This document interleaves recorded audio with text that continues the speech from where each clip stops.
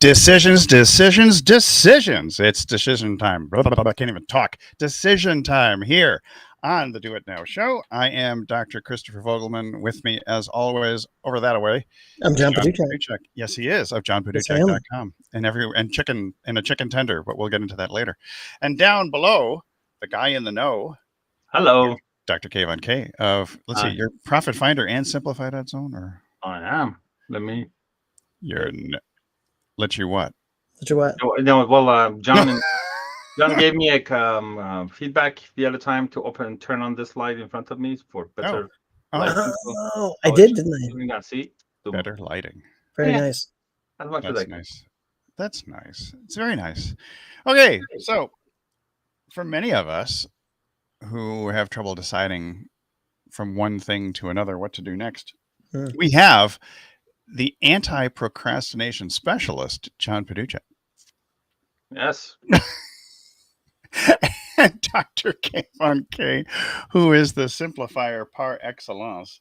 And I know that you're big on decision trees and other things like that, but I think the thing that we're talking about today, and it kind of fits into what we talked about last time, which is making better decisions in your business and in your personal life, and how to do it best. I have a couple of slides, and we may or may not want to use those, but maybe I can just pop one on here just for the heck of it. Yeah, why not? Bring them up. Because this is what I was doing when I was supposed to be someplace else a little earlier. All right. So that's us. Oh, I love this I always love this thing in Canva. Sometimes stuff in Melon, not as much as I do in the stuff in Canva. Decisions. So it's everything from how we're going to organize ourselves to making, how we're going to get to the finish line, the success we're going to have, all the different tasks. And last time we talked about simplifying task management, but in order to simplify task management, you've got to decide which tasks you're going to do first. And we make these decisions, for a wide variety of reasons.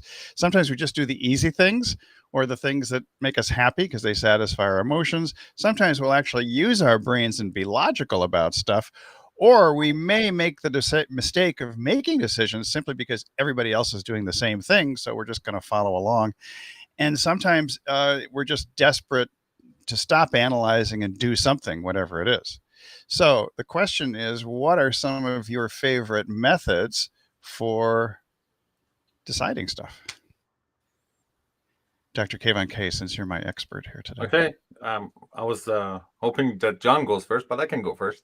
Oh, John can go first. Yeah, well, John, how do you decide? Flip of a coin? Yeah, that Flip works. the chicken? Wherever the chicken lands, that's what you do. That's right. Well, actually, there is something to flipping a coin. There is something to that. True, it is, yeah. So two things about flipping the coin. Yeah. I remember many years ago, I heard this. I don't know if it's true or not, but I kind of get the point that if you play poker with your dog will win 20 to 25% of the times. What? But, yes. Now here's the thing. That's one statistic. The other one is that they say, I don't know, only 10% of small businesses stay, alive, in good condition, alive, don't die in the first 5 to 10 years or so. So I'm thinking between our best effort and complete random chance, we're only dealing with, 10% and 20%. And our best effort is actually less than random chance. So if I make all my business decisions just by flipping a coin and sticking with them, as opposed to trying to move, go from branch to branch, I would be more successful with all of the distractions that's on the way. But just flip the coin 50% of the time. That's the right decision. Stick with it and just go for it. So that's the abstract brainwashing part of this conversation. My brain doesn't feel any cleaner from the brainwashing, but I will say that I need to get a dog now to improve the odds of success in my business. Yeah. So I like the decision making process, because the mistake that happens, or it's not a mistake if you don't pay attention to it, it becomes our, I don't know, nemesis, enemy, whatever you want to call it. That we don't know what we're doing when we're discussing something. Are we having a discussion to make a decision, or are we having brainstorming session? Right. That's a great question. Yes. So what are we doing now? So many times meetings feel going in a circle because we switch from this mode to that mode. So the difference is brainstorming is going outwards, expanding multiple branches and all of that. Decision making, the opposite of that, is converging all of that to a small point, to one point. So it takes some discipline and also conversation management, meeting management to stay on track. So because decision making is bringing things to a singular point at the end, I like filters and questions that they eliminate the unnecessary. So for example, the book One Thing has this concept called the focusing question, which is, what is the one thing that we can do such that by doing it, we make everything else easier or unnecessary? I'm sure there are 5 I like the or unnecessary part. Yeah, or unnecessary, yeah. Because many times we don't really need it. Like John had a great example the other time, as far as when you're recording something, you might as well repurpose it in other places. So the second recording, third recording for all those other platforms becomes unnecessary, and your job becomes easier because now you know that you're developing in multiple places. So questions that they narrow things down is my way to go. Although for me, editing is really hard because I have to discard pieces of video that I might say, well, that might be valuable, but it's not as valuable as this could be. And John and I did a series of videos several months back, and that's what I was doing. I was cutting this out, cutting that out, and I felt bad about cutting things out too, which was very interesting. But it was a constant decision. Just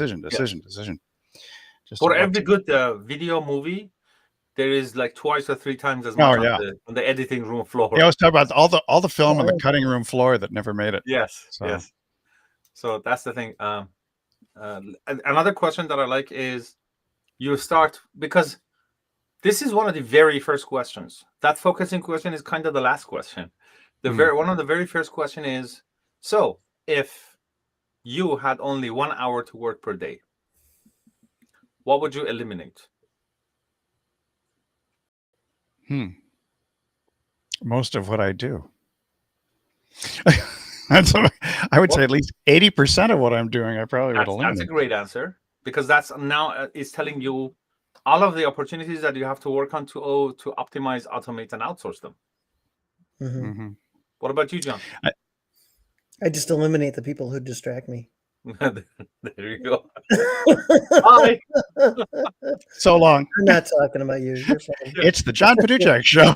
No, so if other people don't know, John and I share the same love language. Our love language is sarcasm. Sarcasm. That's man. True. Oh, Get off my lawn. Get off my lawn. I would like to say that, but I don't even have a lawn anymore. It's like, it's all concrete. So I got a beach. Get off my beach. But so there was a couple of things. There was this complicated chart that I picked up earlier today. I'll just show it to you. I'm going to stick it on the screen here. Yeah. Boom, boom, boom, boom. But it's broken into it's a 7-step process, but I broke it down into just the basics, which is, we talked about last week about begin with the end in mind. So identify whatever the end goal is, and that you actually have a need for a decision. Now, this is just one methodology. And then you do all your research, gather all the relevant information, and identify. Just a second. Yeah. Well, could you go back to the previous slide? Get the information, or you want this? Right there. I would like that. No, the next one. Gather all the relevant information. Yeah, relevant. I would like that relevant word to be highlighted, bold, and italic. Well, I can't do that right now. Because we get into because I'm in presentation mode. No, what I'm saying is there is a big difference between gather all the information. Well, yeah. And gather all the relevant information. Yeah. Sure. Yeah, I mean, I could gather a ton of information on I was going to give an example on recipes for KFC and give them to John in his quest to raise his chickens, but he probably wouldn't be interested because it's irrelevant. He wants to raise them for egg laying.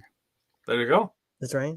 That's a great decision-making model. So that's an information. That's good information. Irrelevant. Yeah. So it's irrelevant. File it, save it somewhere else. In case you want to open up a KFC franchise. Yeah. You never know. There you go. You never know. So and the other thing, so maybe the word viable should be highlighted underlined and everything else, alternatives, because some alternatives just aren't reasonable. I mean, they're not going to happen. Yeah. And then comparing, here's the comparison thing is very interesting. So once you've found these relevant, viable alternatives, then you got to go through the whole pro and con list. And people, you see people doing this all the time. What are the pros here? What are the cons over here? When you have more pros than cons, usually you go to that.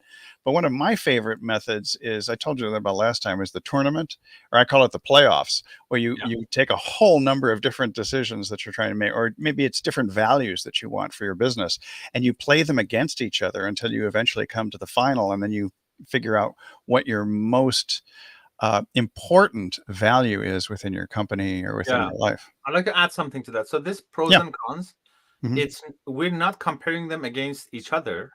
We're comparing them against what is it that we're trying to do. So that beginning with the end in mind, the value or being a pro or a con is relative to that goal that we're trying to achieve, not relative to each other. So it's not this is better than that one. It's which one of us is going to help us to get to our goal faster, easier, better. Well, unless you got the tournament going, in which case you're playing A against B and you have a forced choice. Right. Again, towards a one goal, not just in general, which one is better. You're doing them independently, kind of like what we would call the Ben Franklin. Basically, I love the Benjamins in my pocket. The Ben Franklin. Where Ben Franklin would always say, okay, what are the pros and cons of this decision without any influence on the whole? Right. I'm looking at them in isolation. Yeah. Yep. Then you choose, you pick, you finally decide on something. Then you're were you an execution expert? Mm-hmm. That's you, an executioner. I'm an executioner. Wow. Heads will roll. And then you evaluate, what the results of your decision after everything's happened. Yeah. If you could you go 2 slides back on the choose one? So on this one and execute, what is the biggest obstacle? What's the enemy? Indecision. No, indecision leads to perdition. That's what my dad used to say. Perdition is total annihilation. Other options that we didn't choose is still as a viable option. Well, yeah, there may be some other ones that are out there, but that's where you may come back here, and if those decisions didn't work so well, maybe then you go backwards and you look back. Yes, after, not during choosing or execution. No. When we choose, we commit to it. After. And burn the boats. I'm a believer in burning the boats, not having a plan B. Yes. You don't look like Cortez, though. Burn the boats. Well, Cortez wished he was as handsome as I. He would wish Cortez wished he was in CrossFit. Yes, there you go. He wish he had landed in the New World and said salam to the indigenous people. Okay. Not I named this land something. So this is one that I kind of like, which is it's a 3-step process, and this is up here in San Diego, UCSD, from the ethics department, and it's very simple. It's 3 C's. They have commitment, consciousness, and competency. And so commitment is never moving away from choosing or doing that which is totally ethical, and whether it costs you more or it doesn't, so that you commit to an ethics, like maybe you commit to the idea of turning off your phone. It is possible. That's possible, yes. It is possible. I've done it before. It's possible. You're committed to the broadcast, so everything is on silent.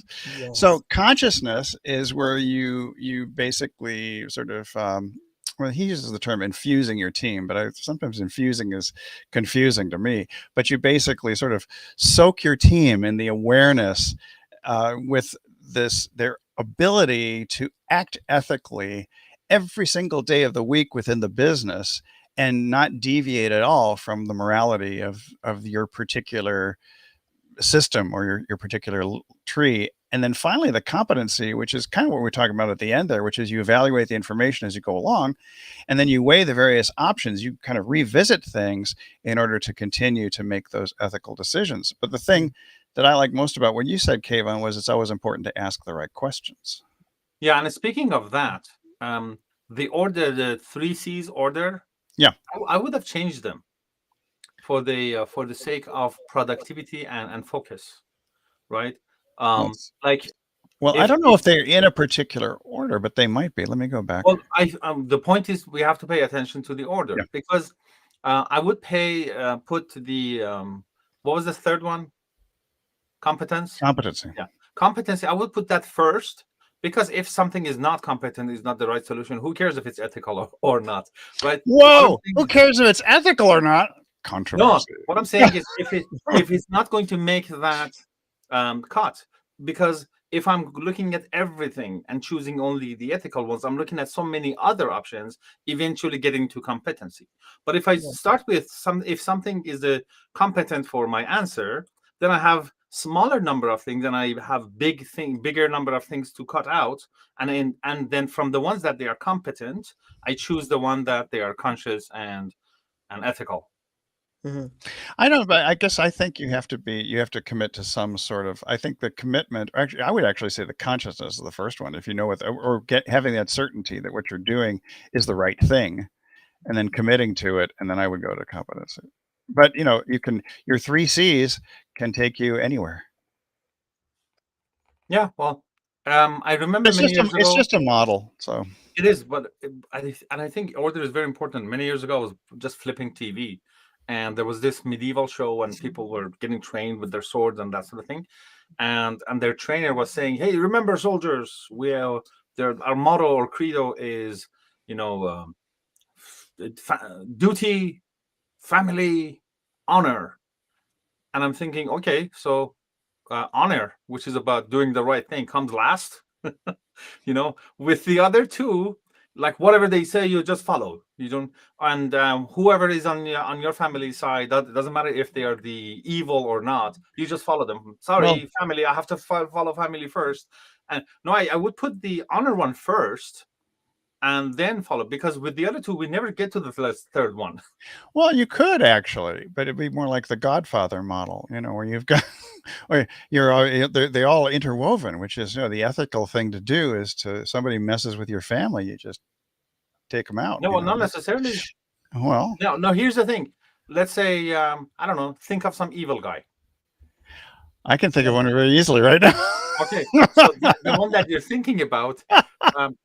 And imagine that you are his or her brother. Oh boy. Well, I probably would be dead by now. What I'm saying is it acceptable for you to say, you know what? I have to follow that person and do whatever he says because his family. Honor would be first. Yes, I can understand that. Family doesn't come first. Doing the right thing comes first. Well, although in the animal kingdom, I think family and herd come first, and there's not any concern with ethics. It's survival of the fittest. We're not talking about animals. We're talking about people. Well, thinking animals, yeah. We have some comments. We do. I'm missing them. Cassandra. Yes. Cassandra. Hello, Dr. V. John and Kayvon. Hello. I got to find them. I hid the chat. That's what happened. Yes. Hey, there we are. Yeah, because I can't. Oh, there it is. There we are. Marina says she likes the title of our show. Well, thank you very much. There you go. Thank you for the title. Like, it's hard to read these. I think I've got to change the coloring from purple to a lighter color so the contrast is there. Thank you for commenting. Yes. Oh wait, there's 2. Oh, I see. Okay, there we go. Gotcha. And we'd like to know what you think about what we're discussing here, as in, is the order important or not? Is the order important? Order in the court. Oh, which reminds me, I have jury duty. I got to change that. Okay. Anyway. Geez, everybody's got that. Lately. Yeah. The jury's out on why they gave me jury duty. So. Wow. Anyway, so when you talk about questions, are there other questions, John, that you use when you're making a decision? Like, okay, I've got 11 chickens. How do I decide if I need more? Are there other? Because now you've got more chickens, and I want to know how you decided you needed more. No, I mean, I just try to. Thought they were lonely. I would say my biggest one is either trying to reframe things to make sure that the most important thing is the most important thing, and then just keep everything in the right priority. Well, my decision making things are actually criteria are actually pretty simple. So do you go by gut feelings in decision making, or do you need to gather a lot of information first? Sometimes both, but I actually tend to go more by gut feeling. Does your gut ever betray you? Not typically. Okay, I'm just curious though. That's all, because I've made decisions on gut feeling that turn out to be absolutely wrong. So I think my stomach must have been upset at the time. Well, talking about gut feelings, Yeah, and these voices that we hear inside of us. the voices in my head. Yeah. Well, I didn't want to say head because of what comes up next. Here's the thing: they say, listen to your heart, don't listen to your head, kind of a thing. So I heard that, and I tried to follow that advice, and I was trying to listen to my heart, gut feeling or whatever. Yeah. And I was still had a lot of frustration. Yeah.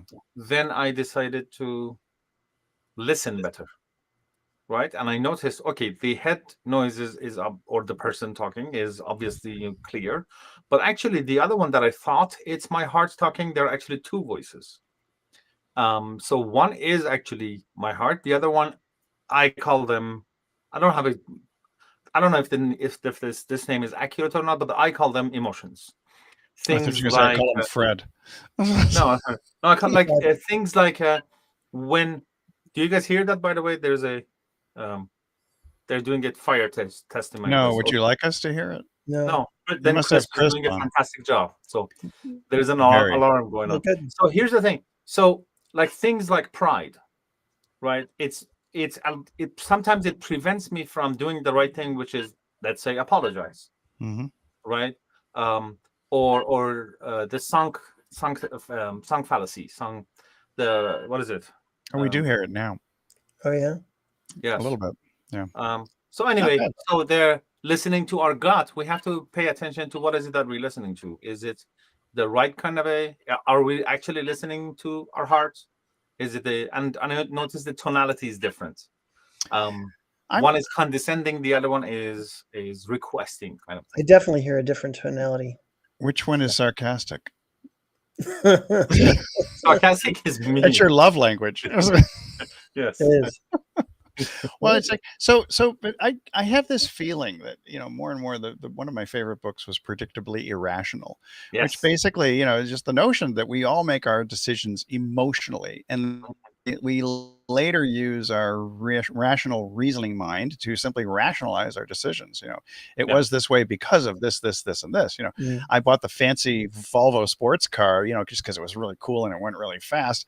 And then later I come back to say, well, it has these airbags and this fuel efficiency and this and this. But really, deep down inside, I just wanted it. Yeah, so. And there are, that's our nature, and there are protocols that we can manage it. Let me give you something from my people. Yeah. So the ancient Persians made every decision twice. Once when they were sober, and once when they were drunk. Right? So see, which was the best, though? That's what I want to know. No, that's the thing. One is mostly your heart, the inhibition is, all of that. The other one is more logical and that sort of thing. So they would go with the decision that they made the same decision in both situations. If you, when you're sober, that's interesting. make it the same decision, then but if there is discrepancy, you have either too much of this one or the other one, and you don't follow it. So what we can do, not to get too much on abuse of substances, what we can do is give it some time, because there is that drunkenness of excitement when you hear something for the first time. Oh, this is fantastic! But give yourself 24 hours or sometimes even longer to find out how you process the information, because now you're gonna let the emotions to come down and logic to come back up and go back and forth, or in situations like having a confidant or a mastermind, because now they're not you, they're not susceptible to your frustrations or excitements, and they are looking at it from the outside. Choosing the right people that they want what's good for you is the trick. But what I'm saying is these methods and protocols and things in place can help us to follow our gut properly, and eventually after a while becomes a skill that we get better and better at it. I didn't like the notion of sleeping on it. I'll go to sleep, wake up the next morning and see if it still feels like the right decision. But I like the consistency between inebriation and total cognition. That's interesting. So we should go back to the marketing happy hour where we drink and then we make decisions. It's the same thing. They say never go grocery shopping hungry. Never go to bed angry. Or go to bed angry, yes. So it is so true. Every time I go shopping and I'm hungry, I buy all sorts of extra unnecessary stuff but just eat something, then take care of it. Or in parenting, they say you need to feed the children, feed the baby, but don't do it when you're hungry, because then you're gonna rush it. Then you're not gonna do the proper way of feeding the baby. So yeah, baby is hungry, but it can wait for 2, 3, 5 minutes. Eat something, then feed the baby. Is that what you did, John? Is that what you do with the chickens? No, I was thinking with the kids. No, they don't make me hungry. The kids. No, it's been so long. Yes. It's been so long you don't remember what the decision. So when you let's say that you're making a business decision, John, and you're saying, okay, I'm going to do a class, I'm going to do a course, I'm going to do a group, or should I do consulting, or should I do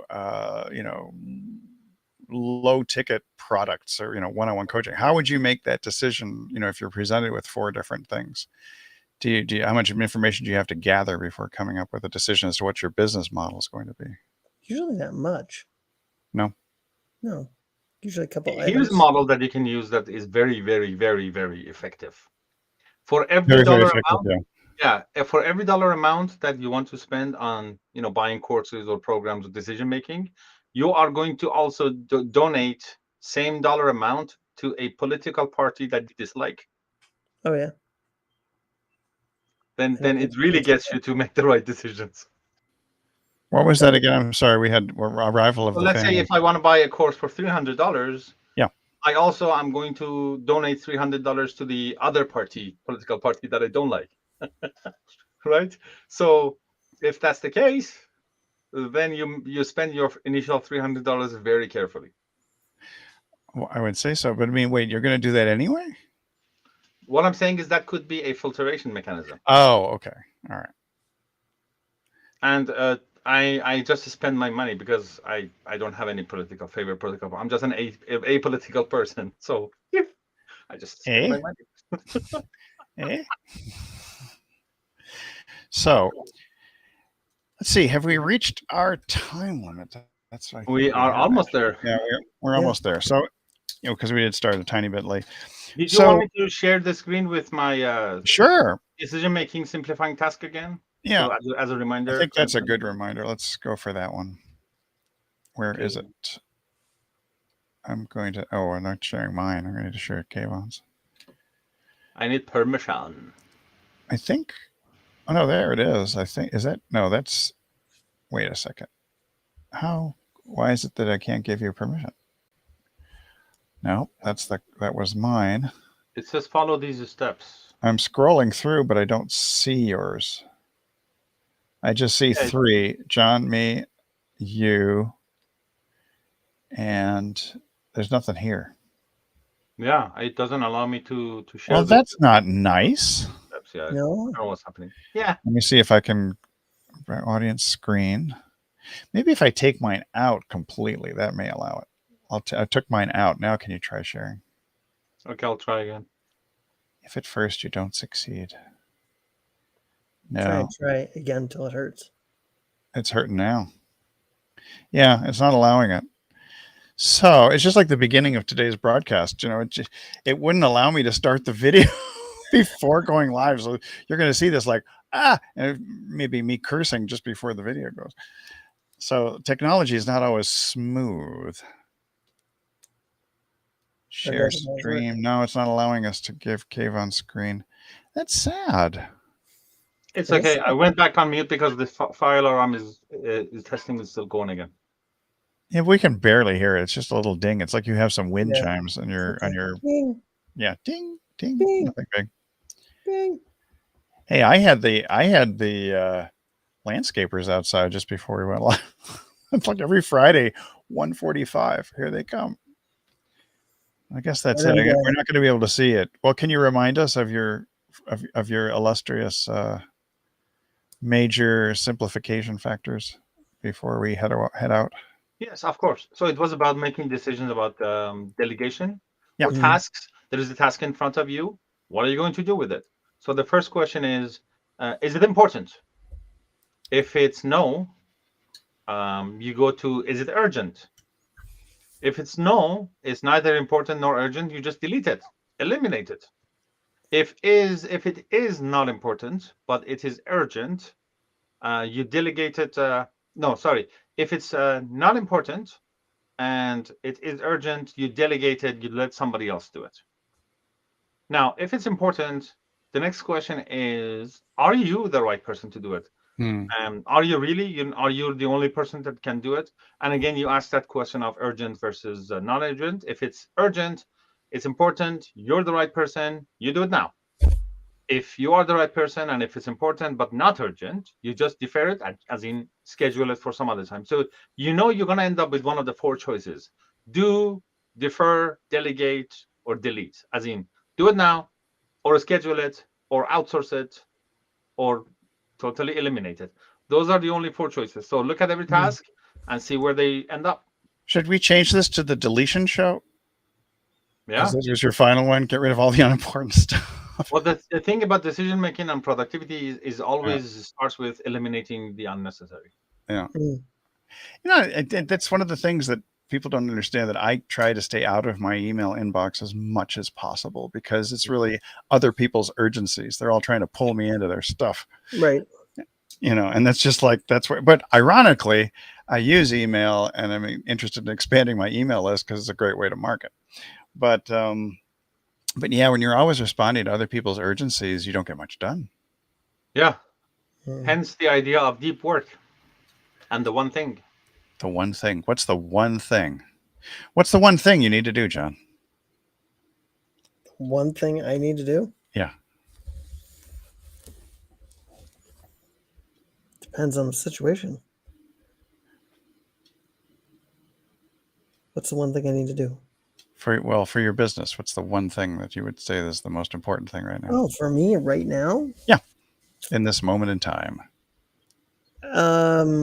Advancing a couple of projects. Which one is most important? The one that you and I have been working on. Okay, thank you. He just needed some. I'm just checking in today because I'm. I know. What do you mean by that? What do you mean? What do you mean? What do you mean by that? What do you mean? Yeah, we're putting together this massive project, and we're working everything from lead magnets to all kinds of stuff. And it's a great structure. It's a great matrix. It is a great structure. Fitting everything in together. I think you'll appreciate it, Dr. K, once it's done, even though you're not an RV person, because then again, neither am I. So, but then again, you don't really have to be. You don't have to be in order to benefit from the course. I'm down with the KFC part of it, not the RV part of it. Yeah, with the RV KFC part's not going to be there. No McDonald's either. Idea, they have the special recipe, but their chicken is not such good quality. They can have a bring your own chicken kind of methodology. BYOC for those 7 herbs. You provide the chicken, they fry it for you, and you get to take it back home. I would bring an organic chicken and see if it turned out better. Sure. That'd be interesting. I mean, they have to change the oil for me because I wouldn't want the same oil they've been using. No, not the stuff that's in the hash browns and everything else until you finally reach like, ugh. Hey, so any other decisions you're making sometime soon, Dr. Kayvon K? You decided on Profit Finder, which I thought was great. Yeah, thank you. Well, the decision right now, I think, is to end this live. Yeah. We're good. We're done. We're done for now. I mean, we can go into. I think at some point I'd like to go into the whole tournament playoff type thing of the forced decisions, because I think that might help a lot of people, but not for today because it's a little too much. Because I like the illustrations of the playoffs. Like the NCAA March Madness type of structure. So let's do it. We should do it one of our next times. All right. So. Anything else to add before we wrap it up? Yeah, just search for that focusing question from the one thing and print it out, put it on the wall, and keep looking at it. Make decisions every day based on that. Nice. Indecision leads to perdition, because if you're just going to be in the paralysis of analysis, perdition means total annihilation. So you've got to decide on something. Even if it's the wrong move, you can always correct it, as opposed to just sitting still and letting nothing happen. Yeah, you either make the decision or the decision is made for you. Yeah, and not making decision is a decision. So the road to perdition. The road to perdition, yes. Alexander Dumas. I just pinched my fingers with my glasses. So that was a bad decision to take off my glasses. Okay. All right. I'll learn from that for the future. Okay. So if you have any questions or comments, please put them down below this video. This is 10 different locations, actually more like 12 now I think about it. And we will respond to your questions, your comments, any suggestions for future topics. And please use the hashtag replay, because we get a little alert and then we can respond to you. It also helps the little computer wizards that be give us a little more social media fairy dust. So, all right, that's it. Yeah, the little gremlins. All right, so we will be back next week. Same bad time, same bad channel, 2 p.m. Pacific, 5 p.m. Eastern, and all the times in between. If it's Friday, it's time for the Do It Now show. We will see you then.